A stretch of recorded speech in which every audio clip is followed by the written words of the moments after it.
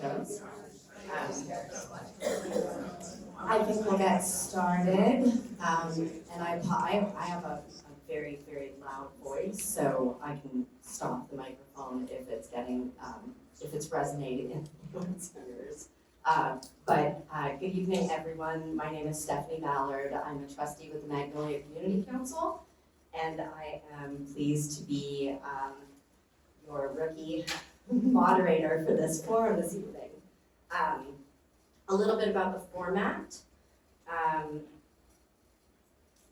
Our first forum is going to be for County Council, District 4. Our candidates are here with us this evening, Sarah Rainabel and Jorge Baron. We will allow brief 2-minute introductions each. We will also allow closing statements or closing, I guess that's a little bit too legal. It's okay, we're both lawyers. Well, that makes 3 of us, so closing statements will be at the end of the forum. And then there'll be a series of questions. Each candidate will be afforded 2 minutes to respond. We would encourage and have index cards at the table where Leslie and David are, and I believe some of them have been passed around. We would encourage questions from the audience. There will be an opportunity for those questions, and based on the volume, we'll determine whether or not they're regular 2-minute responses or if we're going to go into a lightning round with our candidates. So without further ado, excuse me, we have timekeepers. Bruce is here. I'm not sure if he's going to have an assistant, but we have 2 signs. One is a yield sign, whose direction we had to Google, which is going to be the 1-minute mark. Okay, and then a 30-second. Oh, okay. And then a stop sign, which should be self-explanatory. All right, so we will start with the introductions. Sarah, would you like to go first? Sure. I think this is on. Can you hear me? Great. Well, my name is Sarah Rainabel. Thank you to the Magnolia Community Council and all of you for having us this evening. It's great to see so many familiar faces. I am running for King County Council, position number 4. I'm an Assistant Attorney General, working mom, longtime community advocate, transit writer, union member, and 25-year District 4 resident. And I have dedicated my 20-year public service career to advancing legal, policy, and budgetary solutions to some of our most pressing challenges. As an Assistant Attorney General in the Office of the Attorney General for over 11 years, I've fought for wages and protections for working families, served on our AGO working task force, opioid task force, as well as held environmental violators accountable. And I came to this work because in 2016, Councilmember Colwell's appointed me to the King County Women's Advisory Board. And at that time, I was pregnant with my son and struggling to find quality, affordable childcare for my daughter. So I rolled up my sleeves and I worked with the King County Council, the executive communities across King County to expand access to affordable housing, as well as services for survivors of gender-based violence and childcare. And I'm honored to be endorsed by the majority of the King County Council and Councilmember Colwell's. And I want to bring that experience leading on the exact issues that we need leadership on at this moment in time. I am running because we need bold and transformative action to urgently address the scale of the challenges facing our region. The status quo is not good enough. As a longtime resident, I'm frustrated that too many of our residents are unsafe, that they don't feel safe in their communities, that they're unhoused. I want to provide experienced leadership and tangible solutions to address our affordable housing, homelessness crisis with a reset of the King County Regional Homelessness Authority by improving public safety through upstream solutions and expanding access to fast, safe, reliable transit, particularly right here in Magnolia. I'm proud to be endorsed by my boss, AG Bob Ferguson, Commissioner Franz, the majority of the King County Council, the Seattle Building Trades, MLK Labor, King County Democrats, and many others. Thank you. Thank you very much. Go ahead. Well, thank you, Stephanie, and thank you, David, and everybody at the Magnolia Community Council for putting this together. Thank you all of you for showing up today. I'd love to see this. One thing that I appreciate about local politics is the engagement of local community members. I'm a neighbor of yours, but I'm on the other side of Inner Bay. I'm in Queen Anne. My wife and I have been fortunate to raise our 3 children up on the top of the hill on 8th Avenue West. So I oversee and look over to your neighborhoods. All 3 of our kids have gone through co-elementary. My daughter graduated from Ballard High, and all of my 3 kids have gone through public school, and we're super grateful for that. And I'm honored to be running for King County Council District 4 because I have this vision that we can do better for our communities. I believe in the strength that we have here in our communities, but I think we can do a lot better in a lot of the issues that I know we're going to be talking about today. I'll tell you a little bit about why I think I'm the best candidate for this position. I'm the person who has the executive experience. I've served for the last 15 years as the executive director of an organization called Northwest Human Rights Project. So I bring that executive experience of having dealt with budgets, both having to raise the budget, manage budgets, and make the tough decisions that you have to do when you're the chief executive officer of an organization. And I'm going to bring that experience to the county council. I've also worked with state legislative leaders, and I have experience building coalitions at the state level to make significant changes. And the county is going to need to make partnerships both at the state and local levels to be able to make progress on a lot of our issues, because I can tell you right now that the county by itself can't tackle the scope of the challenges that we have ahead of ourselves. Third, I'm an outsider to government, so I'm going to bring that fresh perspective of looking at government from a critical perspective. And finally, I've been working with marginalized communities throughout the state for the last 20 years in my career, my legal career, working with marginalized communities, and I think that experience is going to be really important. I'm super grateful to have the endorsement of both the Seattle Times and the Stranger. That tells you something. So those 2 don't tend to agree on things, but they've agreed on me. I'm also grateful to be endorsed by Councilmembers Mike Sahalai, Jeannie Wells, of course, here, and Councilmember Balducci, as well as State Reps Liz Berry and Noel Friend. Thank you so much. Thank you both. I'd also like to call out Olivia, our official sign swinger over here. She's doing a formidable job already. All right. The first 3 questions are going to go to both candidates, and they deal with public safety. In recent years, a growing number of people feel unsafe on public transit, as well as unsafe walking around downtown Seattle. And Ballard. And Ballard. Yeah. And other community, yeah, I'm just gonna say, and other communities as well. 2 shootings in Ballard. Noted.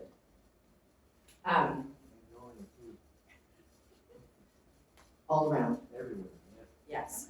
The first question, how can we make buses and bus stops safer and cleaner and service more reliable so more people will choose to ride public transit? Jorge, I'm gonna let you answer first. Sure. I mean, I think just to highlight what people were saying earlier, I don't know if everybody knows, but there were 2 shootings today, one at Golden Gardens and this is in the last couple hours in Ballard. So it just highlights, actually, the shooting before that happened was up in Aurora, a little further north, all in our district. And I just think that's unacceptable. We can't have the level of violence that we're having in our community. I believe we need to be making investments to make sure that we do address upstream solutions to prevent the levels of violence that we're seeing in the community, as we also make sure that we have resources for law enforcement to respond to these type of incidents. With respect to transit, because I think that was the scope of your question specifically, I think we need to ramp up. There's already an ambassador and transit security officer program that Metro is working on right now. I believe we need to expand on that because that's the conversation that we're having right now about making sure that we have presence. I will say that part of the challenge right now that we're having is being able to staff those jobs, right, in terms of the law enforcement capacity. And so one of the areas that I think is important for us to invest in is in situations where we can ease up the burden on law enforcement to deal with situations that maybe don't need an armed law enforcement officer, so they can focus on the more serious threats, and so build up these other responses of people who are trained in de-escalation tactics in dealing with people with behavioral health issues, and so that we have more of a presence both at the buses and then also around the transit stops. So that's where I think we need to focus resources to make sure that we are preventing, we're providing deterrence, and we're focusing resources, and we're going to need to work because right now the county is facing a big deficit, and we're going to need to, with the state, to make sure that the county has the resources to make the investments we need to ensure that we provide those safety resources for all of our residents. Thank you. Same question, just let me know if you need it, if you'd like it repeated. Oh, thank you so much. Yeah, we are in a public safety crisis in our community, and this is an issue that's top of mind and first priority to many of our neighbors. We have to do better at scaling up effective law enforcement solutions and also investing in root cause solutions to interrupt the cycle of violence in our communities. And we're seeing where the rubber meets the road, particularly on transit. I am honored to be endorsed by ATU representing our Metro Transit operators and mechanics. And they're telling me, partially because of our fentanyl crisis, that they don't feel safe on buses. This is a crisis, we have to do more to address it. So I want to adopt a multi-pronged solution. First, we do need to scale up effective law enforcement responses, as well as security on buses. We need additional security in transit hubs to ensure that people feel safe. I agree that we also need to scale up our ambassador program that is sort of in the nascent stages now. And when people get on a bus, they need to feel as if they're supported, particularly if there is a situation where someone is engaged in threatening behavior, as many of us have observed. And for those particular instances, what the bus operators are telling me is they need our assistance in reporting these incidents in real time. So what they have proposed is a QR system where you can actually tap a QR on your phone and report an incident in real time. We have this in our light rail system. We need to make sure that we're reporting these incidents in real time more rapidly. And then lastly, I would say we need to invest in the root cause solutions of what's gotten us into this crisis. And that includes effective prosecution of dealers, as well as ensuring that we're investing in treatment for our fentanyl and behavioral health crisis, and ensuring that everyone has the treatment and support that they need. And that's something that I'm uber and laser focused on as a member of the AGO opioid task force. I think we have to make combating the fentanyl epidemic an absolute first priority for our county. Thank you. Thank you both. We'll try to switch the order, but that's going to mean that you're going to be answering two questions back to back. Question number 2 also deals with public safety, and based on our audience comments, what needs to be done to make downtown Seattle and our neighborhoods safer, period? What will you do to address these issues? Yeah, that's an excellent question. So I think in downtown Seattle, specifically on 3rd Avenue, we have a number of challenges and we need urgent solutions. We also need effective partnerships with both our state and local government to be able to scale up things that are working. Right now, unfortunately, we're not appropriately scaling up solutions. So one, as I was stating, is our fentanyl crisis. So as an assistant attorney general that helped work on the team to sue Purdue Pharma, I understand the issue of substance use disorder and how to scale up things that are gonna work. We absolutely need to scale up treatment hubs to ensure that we're connecting those that are in fentanyl or substance use crisis with services. We also need to scale up effective law enforcement partnerships to ensure we're providing the appropriate incentives to get folks treatment and into services and off of our streets.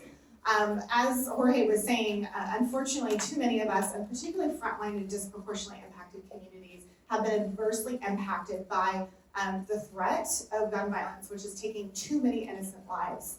I have proposed an Office of Gun Violence Prevention, and actually Executive Constantine has just decided to stand up this office, which is incredibly exciting in terms of combating gun violence. But we have to do more. We have to make sure that that's really gonna get at disproportionately impacted communities, that that's gonna interrupt the cycle of gun violence in our communities. And lastly, I would say, we have a lot of challenges just in terms of crime, both in our neighborhoods and as well as downtown. The King County does not have specific control over Seattle police, but I do think we need effective law enforcement partnerships to really get at the root cause, to interrupt crime and ensure that we're connecting folks with services if that's the root of why they're causing crime. Thank you. Thank you. Jorge? Thank you, Stephanie. Yeah, I do want to highlight that, the situation downtown, a lot of the work is going to need to be done by the city. So I want to focus a little bit on what I think the county can do to support the city in making those changes. I think one of the areas, and you've heard from Sarah also about this, I agree, We need to make sure that we're investing resources on behavioral health responses. Right now, we just do not have sufficient capacity to deal with people who have serious mental health issues. I will say that one of the things that all of us here in the county gratefully approved was the crisis care centers levy. The implementation of that is going to be something that the county council is going to have to tackle, and I'm excited about the opportunity to do that. It's an important resource. I will tell you that is not going to be sufficient to deal with all of the issues, but it's going to be an important, significant investment to scale up the capacity to deal with folks who currently don't have any place where people, even law enforcement, can take them when they're dealing with a behavioral health crisis. So that's going to be an important development. We need to make sure that those resources are implemented well, and I'm definitely committed to doing that. I think the county also has a responsibility. The homelessness crisis that we have in our communities is connected. It's not entire. It's not the reason that there are public safety concerns, but we see a lot of our unsheltered neighbors being actually the ones who are being impacted by public safety, and I think that also goes to the situation that many of us feel like it makes the situation unsafe in downtown. And so the county has a big responsibility with regard to the Regional Homelessness Authority. I think there's going to have to be a big reset in the coming year. We have we're going to have to select a new leader for that agency, and it definitely needs to be doing a lot better work than it has been in the past few years.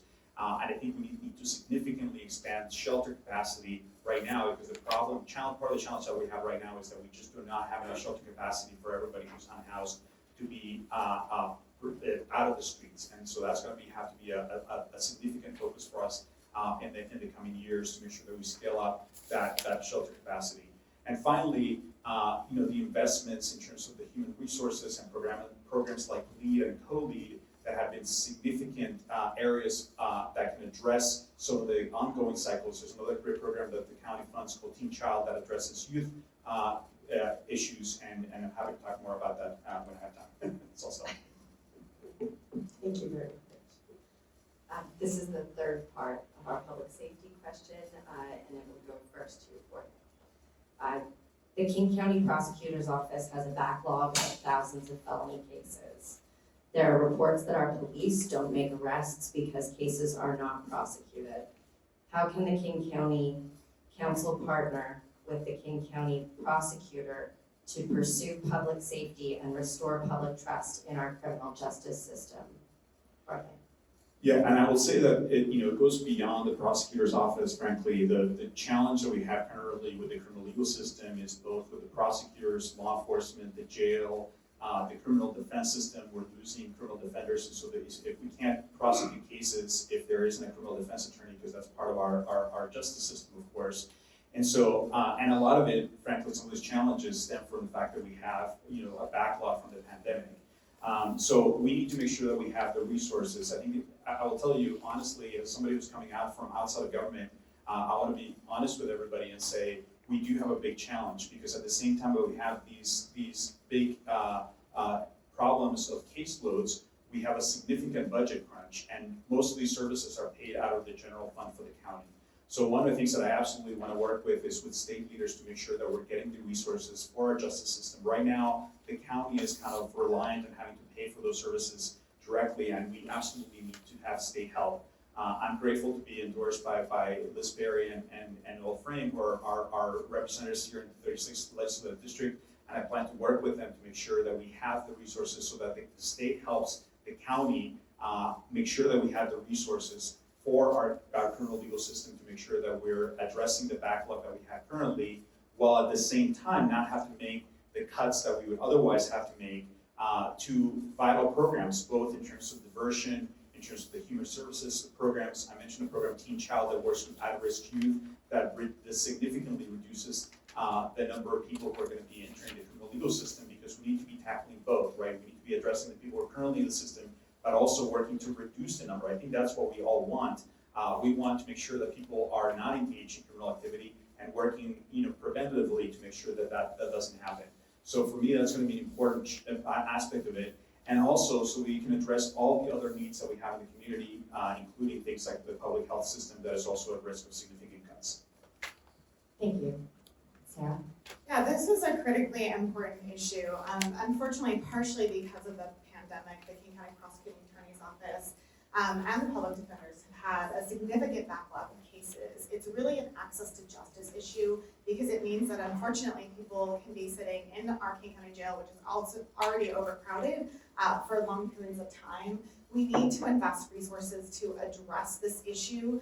The King County Council has already invested some initial funding in dealing with this backlog of cases, but we need to do more.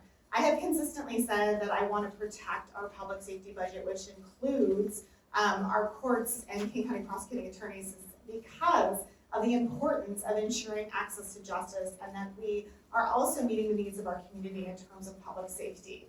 My husband was a King County prosecuting attorney for about 10 years. I actually saw him during the pandemic just have a really grueling case log, and we have to do more. I've talked to our King County prosecuting attorney, Lisa Mannion, about this. She came to our kickoff. The other thing that I would like to see is really ensure that we're investing in partnerships to ensure that our new units, including units addressing gender-based violence, that's an issue that I've worked on as a member of the King County Women's Advisory Board, and want to make sure we have stronger partnerships. As you probably know, the cases of gender-based violence increased exponentially during the pandemic. We need to make sure that the King County Prosecuting Attorney's Office has enough resources to prosecute those cases. The other area I would say, in addition to felony crimes, particularly prosecuting dealers, is that we need to make sure we're doing more for wage theft. And that was another unit that our King County Prosecuting Attorney, Lisa Mannion, stood up. So investing in these sorts of law enforcement solutions and ensuring that we can have a system that works, where people have access to justice, is going to be a top priority of mine. I think that we need to do more to address the backlog, but also make really, I think, reasonable investments in terms of making sure that our prosecutors and our public defenders have enough resources to be able to effectively prosecute these cases. I'm honored to be endorsed, like I said, by the majority of the King County Council, but also these leaders like Lisa Dugard in this space. Thank you. The next question relates to mental health. Sarah, you'll respond first. What can you do to address the need for more long-term residential and outpatient care for those suffering from mental health problems and addiction? Yeah, this is an excellent question. So Jorge mentioned this before, but we have a really exciting opportunity with our King County Crisis Care Levy, which whoever is successful in this election is going to be help implementing. And what that's going to do is it's going to create 5 crisis care centers across King County that'll connect those that are in behavioral health or substance use crisis with services. It's also going to ensure that we're expanding the number of treatment beds we have.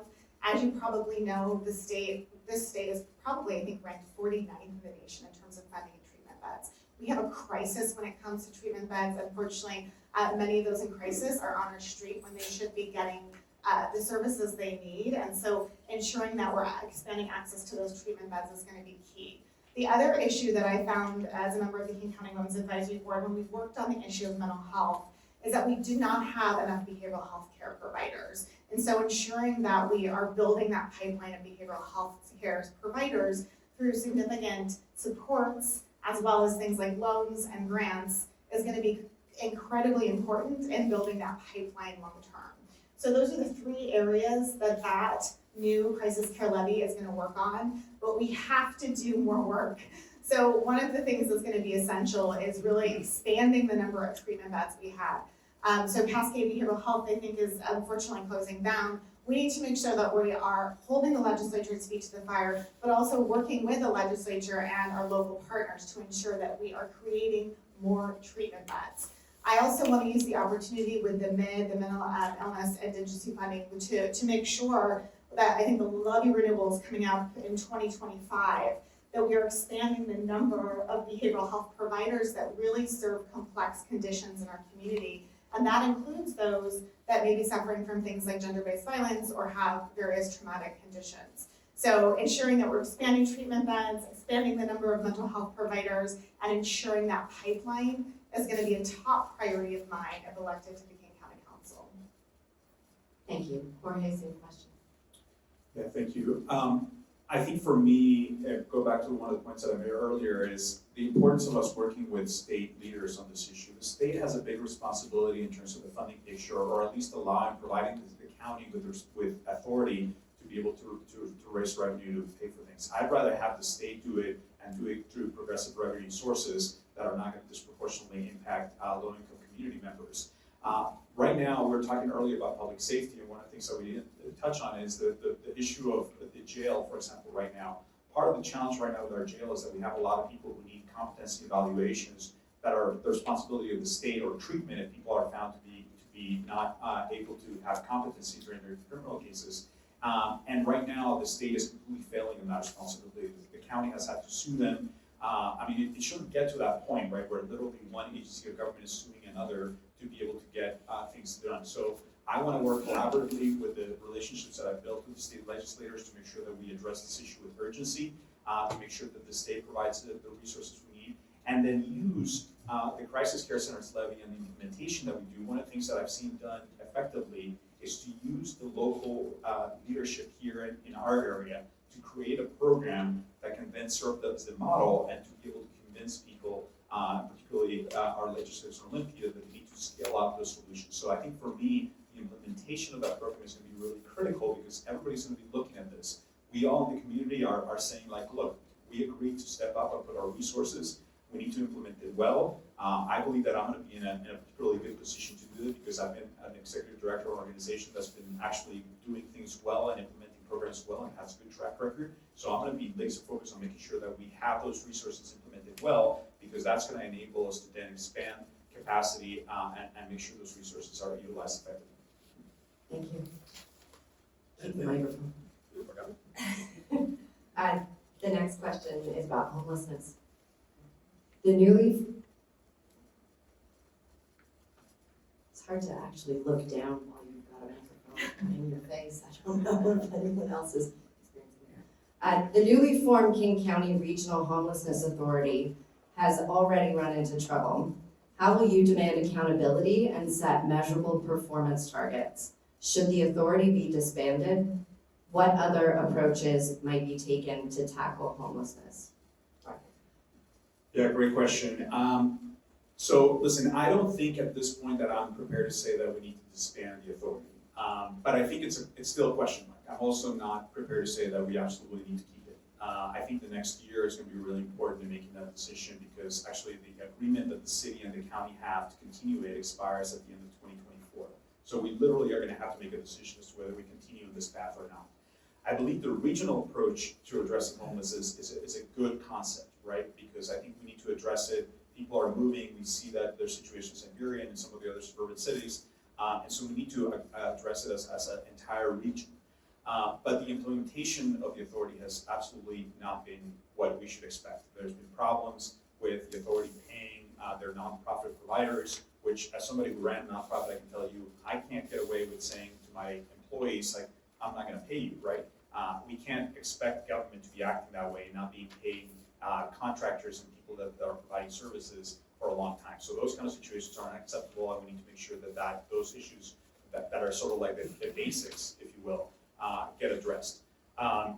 We need to refocus, and I think part of the challenge is the current structure, the governance of the authority is too convoluted. We need to have clearer accountability to make sure that the leadership of the authority is directly accountable, particularly to elected officials. I think right now we have separate boards that are not working effectively, is my assessment at this time.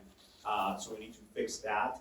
And then I think we need to refocus the agency's priorities on making sure that we have shelter capacity. And I think that needs to be when we have, the authority right now has kind of like 5-year plans. We need to have like yearly goals to make sure that we're making progress on increasing shelter capacity to the level we currently need, because we really don't have it. And when we have a 5-year plan, it's easy to sort of like not do anything for a long time. So we need to have shorter term benchmarks to make sure that we're reaching that long-term goal. Thank you. Same question, Sarah. Yeah, I'm frustrated by the lack of meaningful response and the reduction to our homelessness crisis that has been led by our region. I think we can do so much better. I think we need to admit that our King County Regional Homelessness Authority response at this point has failed.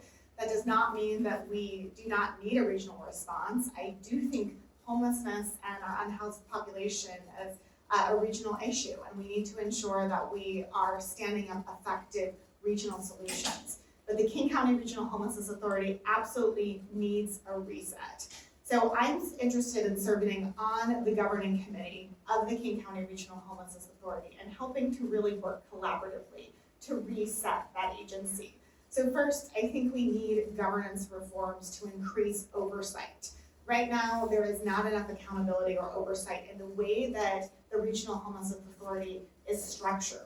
We need to consolidate the governing structure. There right now are two boards. There's an implementation and a governance board. There really should be one board that ensures that we're holding the authority and our staff and our whole county responsible for driving results.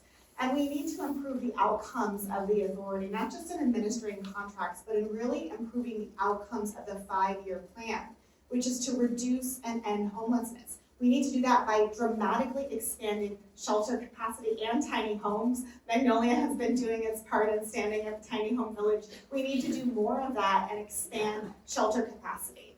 Finally, I want to ensure a more active partnership from cities and municipalities across King County. Seattle has really been driving this effort, as well as King County government. We need to make sure that all 39 cities throughout King County are paying into the authority, that they understand the vision, and that they're actually expending resources so that we can make measurable progress on this issue that's truly a county issue. We absolutely can have an effective response to this regional crisis, but we need folks like myself that are going to roll up their sleeves and really ensure that we're driving results. Thank you. The next question is for Sarah on arts and culture. Would you support a proposal by Constantine and Colwell for a 0.1% sales tax to raise $70 million for nonprofits working in arts, heritage, culture, and science? So I love this question because as someone that grew up dancing ballet and has been a longtime advocate for the arts, I have been the candidate in this race that has unequivocally supported this measure. We live in one of the most vibrant arts, culture, and rich heritage scientific communities right here in the 4th Council District. And right now, the King County Council is considering this measure from Executive Constantine, which is the Doors Open program, which would increase, it's a small sales tax increase that would be about equivalent to $40 per year for the average family. And it would ensure that we are keeping the doors of these arts organizations, including big organizations like our ballet, organizations at the Seattle Center, our opera, but also small fledgling organizations open. It would also ensure that we are expanding access to these opportunities for our low-income, disadvantaged populations, for school children, and for those that otherwise would not have access to the arts. Why is this a win-win proposal? Well, one, because of the creative economy. This creates thousands of good paying union jobs. It also ensures that we are doing things like revitalizing downtown, we're having folks go to a show, eat at a restaurant, sometimes stay at our hotels. So it really has, I think, an amazing effect on the vibrancy and just the culture of our community. But also, it's an equity issue because it expands access to the arts for populations that would not otherwise have the opportunity to be inspired and to participate in the arts and culture throughout King County. We absolutely need to do this for our artistic organizations, for small businesses, and for our communities. I am 100% in favor. Councilmember Colwell has been a long time mentor of mine. She's been an amazing advocate for the arts in our community. We need someone that's going to follow in her footsteps and ensure that we're making this investment for our communities and our future. Thank you. Thank you. Ryan? Thanks, Stephanie. I want to explain my position on this issue because I know folks have asked me about it, and I had, before I had seen the proposal, I had been a maybe, and I'll explain why. My concern is not about what the funding would do, it's the source of the funding, which is the sales tax. And so all of you, I think, know this is the most regressive form of taxation that we have in our state, and that would further put us in a regressive tax structure that is already the worst in the country. So that's my concern about this. However, I have said that I would be supportive if the proposal was such that it would have an equity component and Secretary Constantine has now unveiled his proposal. I've had a chance to review that. And I do support that proposal because I think it makes investments that are really important. It has specific requirements where the funding is going to be allocated in such a way that is going to, in my opinion, address some of the economic concerns that come from having a regressive form of taxation. It's going to invest resources to make sure that schools throughout the county have access to arts and culture programs. That's important to me as somebody who has 3 kids in public schools. But I want to make sure that not only my kids get that, but also kids throughout the county have access. And particularly important for an area like ours where a lot of the significant cultural institutions are based in our district, because we include the places like the Seattle Center, making sure that that kids in other parts of the county that can have access or that are not as easy, because it's easier for us to get to, say for example, the Seattle Children's Theater where my kids have gone. But it's harder for a kid that lives in Federal Way or Eden Club to do that, is to make sure that we have transportation. That's part of the proposal as well. So after reviewing those details, I do support it. I think it is important, but I think we need to be conscious, and I'm going to keep working to try to make sure that we address and be able to make these investments in the long term. This is kind of a 7-year proposal, and what I'd like to see as 7 years from now is that we find a way that we can address make those investments, but do it through a form of taxation that's not as regressive as the sales tax. Thank you.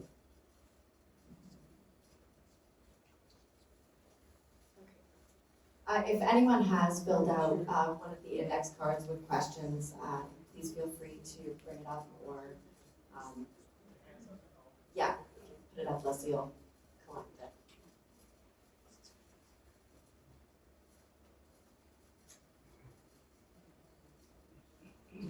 The next question just lost. Okay. The next question relates to the Armory development in Interbay. The redevelopment of the Armory has been a topic of interest. What are your views on this development, and how would you ensure that it aligns with the community's needs and maintains the character of surrounding neighborhoods? Well, for me, it's, one of the things that I've found in working with government agencies is that the engagement that the governments, at all branches frankly, but including at local government, is very superficial. They'll send kind of a survey, and for me, it's going to be making sure that we're engaged closely with community members and that we actually have like those meaningful conversations, including with entities like the community council, to make sure we're addressing those concerns. I want to make sure that we are addressing things like environmental impacts, the transportation system, and really engaging with neighborhood leaders on issues like those. So for me, it's building those relationships, having those conversations at an early stage of any process, and making sure that we're addressing community needs as early as possible. Thank you. Sarah? Yeah, I do agree that we need to make sure we are addressing community needs and really centering the voices of the community and sort of relationships like these through the Magnolia Community Council. So I think it's critically important, to center, I think, those conversations and looking at a development like this. I mean, we have, I think, a lot of important decisions to make as a region, which really balances our transportation needs and the needs that we have, I think, for high capacity rail and transportation with the needs that we have for affordable housing as well. And I think it's important to really keep an open mind when we're balancing those sorts of needs. I mean, we obviously need additional affordable housing. We also need to ensure that we're expanding, I think, transportation options out, but doing that in a way, that's protecting things like industrial lands and ensuring, that we're protecting our communities as well. So I look forward to having a conversation about this, continuing the conversation, and as we move forward. Thank you. I thank both of you for saving that little bit of time in your responses, because we have 3 questions from the audience, and I'd like to try to get all of those in the time that we have left, which means, Bruce, we might be doing 90-second responses. If you can get your signs ready. For this question, you'll have a minute and a half to respond. This first question is to you, Sarah. Do you support increasing the property tax rate, and if so, why? Yes, so as you probably know, King County is in a budget deficit right now. We actually are looking at having to cut another $15 million off of our operating funds. And unfortunately, one of the reasons that we're here is because Tim Eyman has artificially limited our property tax. And it can't be increased by more than a certain amount every year. And so because of that, I do think that we need that tax levy, that lid lifted. But I will say we have to do it in a way that's thoughtful and that ensures that our system is more progressive. So one thing, we absolutely have to look at more progressive sources of revenue. And I think Jorge and I are absolutely in agreement on this. We have to ask the legislature for more progressive forms of revenue so that we can levy taxes. But we also need to ensure that we are lifting that lid with deeper tax exemptions, particularly for fixed income families and seniors. So I have been endorsed by our assessor, John Arthur Wilson. I've talked to him many times about going to the legislature and getting a real homestead exemption so that we can have deeper exemptions for fixed income individuals that are unfortunately getting so disproportionately burdened by property tax increases. So yes, I do think we should lift the property tax artificial lid, but we need to have greater exemptions for working income and fixed income seniors. And at the same time, we need to make our system fairer and more progressive. Thank you. Same question for him.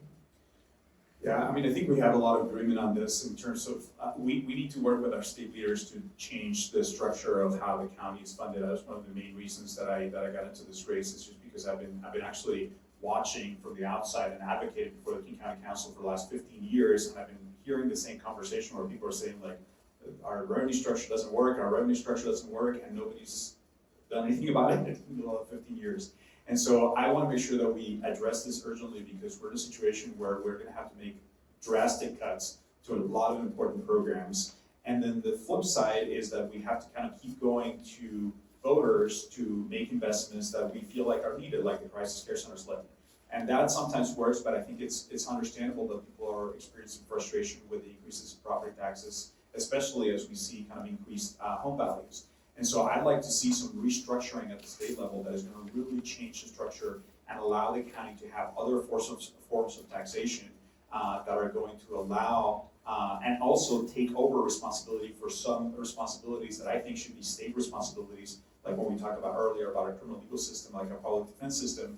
I think the state should have more of a burden and not be able to relieve some of the pressure on the counties to be able to make investments in other areas that are currently at peril of being closed. We're expecting dramatic closures to our public health infrastructure, which I think is really problematic at a time when we just experienced, the biggest need for public health in a century. And so that's what I think we need to work on is work on big changes at the structural level. Thank you. Next question, Jorge. The county has a budget problem. How do you propose we work to, how do you propose we work to resolve this? Increase revenues? If so, how? Decrease spending? What are your budget priorities for the county? Yeah, well, for me, I'm gonna approach this the same way that I've done for the last 15 years, running an agency where I had to make sure that our budget was squared away. And of course, as a leader, one of the first responsibilities is making sure that the money is being utilized well. And so that's going to be absolutely a focus that I will have as somebody who's, again, run an organization that was effectively run, well recognized for doing that, and making sure that those resources are being utilized well. Because I think one of the things that when I go out and talk to people in the community, I hear frequently is a sense that people don't know if the money's being spent well. And that's legitimate. I think we have a responsibility to make sure that we're communicating to voters and explaining how those resources are being used. And I don't think we're doing a well enough job of communicating that and helping highlight how those resources are being utilized. I do think at the end of the day, we probably will need additional resources. And so as I mentioned earlier, I want to work with state leaders to make sure that we restructure the revenue picture, to make sure that we place the burden on those who have the highest ability to pay, to be able to make sure that we invest those resources. I think those changes need to happen, have been needing to happen for a long time. We need to build a kind of coalition to make sure that we work with our state legislators, with people like Representative Barry, Senator Frame, to make sure that we have those changes go through, and we have structures that are going to be progressive sources of revenue that are going to support essential county services, and that the state also steps up to its investments. Thank you. Sarah? Yeah, I mean, I think it's no surprise that Executive Constantine and pretty much our entire delegation of the King County Council has been urging the legislature to lift the artificial property tax limit so that we can have a more sort of robust source of revenue. That has to be coupled by deeper homestead exemptions and exemptions, property tax exemptions for fixed income families and seniors. I think the effects of the cumulative effects of property tax increases are something that I hear about all the time at the doors. And so we have to make sure that we are making our tax structure more fair. That's going to mean going to the legislature for more progressive forms of authority to raise progressive taxation. We need to look at our current budget and see whether or not the resources that we're spending efficiently and wisely. We need to see if there's any efficiencies that can be obtained.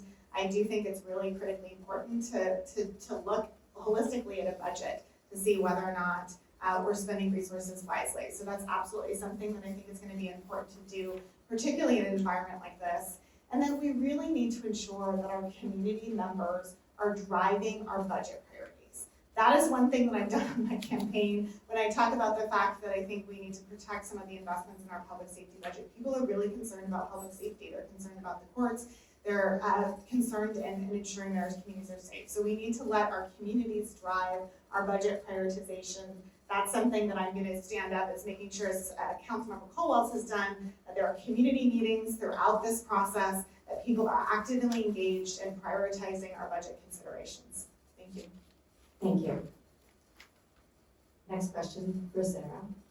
If you are elected, how will you protect parks and open spaces to provide healthy, safe opportunities for all communities? Yes, I love this question as an environmental attorney and someone that is proud to have the endorsement of the Washington Conservation Action and have been a long-time environmentalist. I have worked on initiatives such as the Conserve Our Futures initiative, which was just providing additional revenue to conserve some open space throughout King County. I'm also on the advisory board of the King Conservation District, which has done so much work conserving open space throughout King County, but we have to make this more of a priority and we have to do it equitably. So we have an opportunity with the renewal of our King County Parks Levy to really ensure that we're doing more and investing in open space, in trails across King County, and ensuring that we're protecting this open space for the future. I think I can think of so many spaces, particularly parks and public spaces in Magnolia and throughout our district, that need to be preserved, and we need to make sure that we're doing this throughout King County. So I would love to help lead this process of the levy renewal and ensure that we're really focusing community voices, including community voices right there in Magnolia, to ensure that we're preserving open space. I also think there's just a huge opportunity to invest and to continue to invest in urban farms and pea patches and the sort of production of food, and ensuring that that's really, I think, benefiting disproportionately impacted communities that wouldn't otherwise have access to open space. So I look forward to working on this. Thank you. Same question. Yeah, I think for me, it comes down to, what kind of future do we want to live for our children? I think one of the reasons that my family and I ended up living in this area is simply the beauty of our region. And so I absolutely think it's important for me personally and for all of us to protect our open spaces. I think the county's going to have a big responsibility. The county's in the process of doing the comprehensive plan and revising the comprehensive plan, which has a significant role in structuring and making those decisions about open spaces and protecting kind of rural areas, and especially, the county has particularly responsibility, obviously, outside of the incorporated areas, but all of which, many of us enjoy it, right? Many of us go out to parts in non-incorporated areas of the county to enjoy our open space. So for me, that's going to be really important, is looking at that process to make sure that we're protecting those spaces, that we are making the investments for our parks. And again, going back to the conversation we had earlier, conscious of the fact that, those levies are part of the property tax burden, and identifying new sources of revenue to make sure that we can make investments in ways that are gonna not disproportionately harm low-income or fixed-income community members. So I'm absolutely dedicated to doing that. I'm grateful to also be endorsed by the Washington Conservation Action, and I would be honored to be able to play a role in supporting our environment. Thank you very much. Given the time, I think at this point, we have enough time for closing statements. 2 minutes each, and I believe, Sarah, you spoke first, so Jorge. I have the mic. Are we doing 2 minutes? Or? 2 minutes, yes. Well, I'm so deeply grateful to all of you for being here. This is my first time running for office. I was joking with Stephanie earlier. She said it was her first time moderating. I said, it's okay, it's my first time being a politician as well. So, honestly, this is what I love about this work, because we are being able to work and engage in community. I think the word kind of politics has kind of like a bad name these days, right? And frankly, I was somebody who didn't think I was going to run for office for many years, because I was happy being an advocate on the outside, trying to make good policy. But I think I've come to the point where I've seen that we need people who come from outside of government to make good public policy from the inside, and that's what I aspire to do. And I hope to be able to have the opportunity to represent you on the King County Council. I think you can kind of tell from the conversation we had today that I think both of us agree on a lot of the issues that we need going forward. So for me, it's really a question about who's going to be in the best position to be able to do that. And I'll just recap what I said earlier about the reasons that I think I'm going to be in the best position to be able to move all of these issues going forward. The fact that I have that executive experience, the fact that I've been working with state legislators at really all levels of government, because in my prior work, I was working with folks at the federal level, working with folks at the state level, where we actually were able to generate investments in the ranges of hundreds of millions of dollars in important changes to immigration policy. I played a role in changing county policy with regard to immigrants and refugees. I've worked at the local level as well with city leaders. And so I hope to continue working on that, because I think it's going to require a multi-level of government approach to be able to address the challenges that both the county and our community face. I could keep telling you about how great I am, but I'll just leave you with what the Seattle Times have to say about me, because I think they summed it up well. They said that the county challenges required bold, creative leadership from the Metropolitan King County Council. Barron has the experience, skills, and passion needed to help craft policy for county government, and they added that Barron's experience with affecting change for marginalized communities gives him the edge in this race. So I hope to earn your support, and thank you again for being here. Thank you. Sarah? Thank you to the Magnolia Community Council for having us this evening. This has been a great conversation. I am running for King County Council because we need bold and transformative action to urgently address the scale of the challenges that are facing our region right now. The status quo is not good enough. And I will bring 20 years experience in government, experience leadership, and tangible solutions to address our affordable housing and homelessness crisis, expand access to fast, safe, reliable transit, and improve public safety. This campaign is not about, nor should it be about, what an editorial board said about an individual candidate. Instead, it's about you. It's about experienced leadership that's going to listen to the issues that are going on in the district, and that will work collaboratively with our neighbors to ensure that we are leading on solutions to deliver results for the 4th Council District. We have significant challenges, even with county government. We have challenges with homelessness, we have challenges with behavioral health, we have challenges with crime, and many of those are disproportionately impacting vulnerable populations. Too many working families and workers cannot afford to live in this area. While county government has made some progress, we really need leadership. Our county regional homelessness authority is failing us.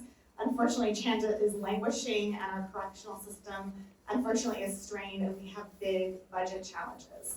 I will bring 20 years experience working on many of these issues, from addressing our opioid crisis to expanding access to affordable housing, to lead on the environment that we need leadership on in this moment in time.